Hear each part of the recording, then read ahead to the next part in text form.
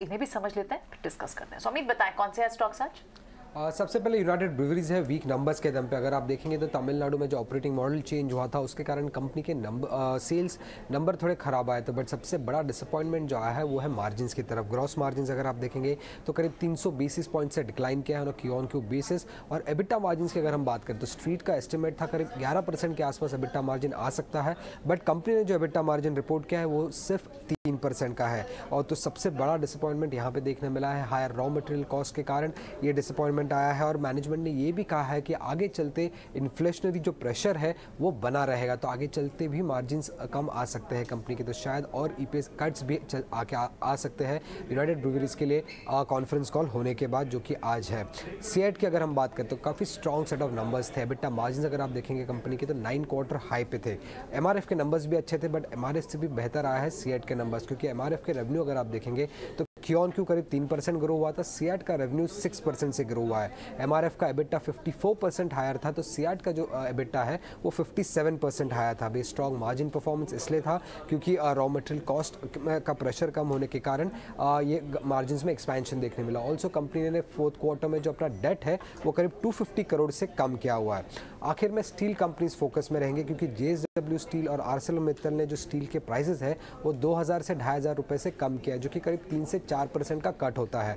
अब एनालिस्ट का मानना ऐसा है कि कट तो ज़रूरी था, क्योंकि इंटरनेशनल लेवल पे भी अगर आप देखें तो प्राइसेस में थोड़ी कमी आई है, बट जो कट किया है 3 to 4% का वो ज़्यादा है। एनालिस्ट एक्सपेक्ट कर रहे थे सिर्फ 1% का कट होगा, बट जो एक्चुअल कट किया है स्ट्रीट कंपनीज ने वो 3 to 4% का है, तो थोड़ा एक नेगेटिव इम्पैक्ट देखने को मिल सकता है स्टील कंपनीज में आज की ट्रेड में। स्वामी आपका शुक्रिया ये त्रिमूर्ति शेयर हमें बताने के लिए। स्टील कंपनियों पर लगातार फोकस भी हो रहा है। इनफैक्ट यहाँ पर अगर देखें मेटल पैक में स्टील सेक्टर में अच्छे खासे एक्शन के साथ ट्रेड्स नजर आए, लेकिन ये जो ताजा खबर आई है हॉट रोल्ड कोयल की कीमतों में 3 से 4% की गिरावट है। 1% एंटिसिपेटेड था और ये गिरावट या कमी जो है ज्यादा आ गई है। तो प्रॉफिट बुकिंग करिए, मौका देख के शॉर्ट करिए स्टॉक, लेकिन टाटा स्टील को देख के शॉर्ट करिएगा। हाँ। क्योंकि वो ऑलरेडी घटा हुआ है। 105 वाला 110 उतनी रैली हुई नहीं है इसमें। जेएसडब्ल्यू में और दूसरों में शायद थोड़ी मंदी हो सकती है इसके कारण। ओके सौरभ आप बताइए, स्टील पैक टाटा स्टील के चार्ट्स को देखे, हमने देखा है वहां पर एक मजबूती जरूर नजर आई। इनफैक्ट मेटल पैक पर आज फोकस भी रहेगा इस खबर के चलते, आपकी राय?